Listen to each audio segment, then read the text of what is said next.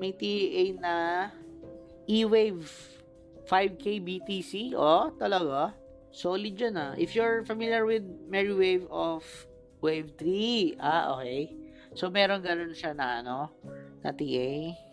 5K. Oh, lalim nun ah.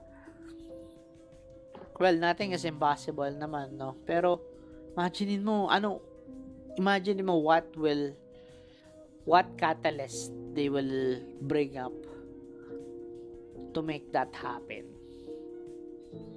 Diba? I mean, technical wise, yeah, pwede, possible, pero anong catastrophe? hindi naman bababa yung market nang wala silang gagawing catalyst to make it happen. So yung pandemic natin, this one 2020, sakto to nung pandemic na first or second or third day ng ng lockdown. As far as I know, that's March 15. Lockdown, boom, ito. So, dyan yun, grabe, diba? May dito yun eh. Pandemic happened. Yun yung naging catalyst to drop the market like that.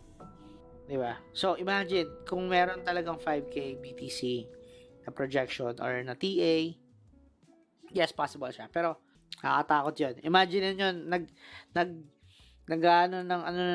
nangyayari dun sa, diba, sa US, diba?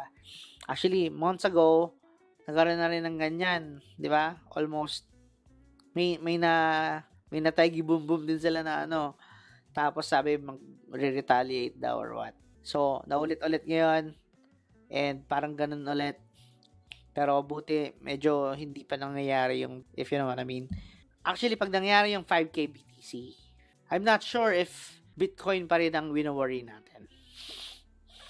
That's scary. Scary shit.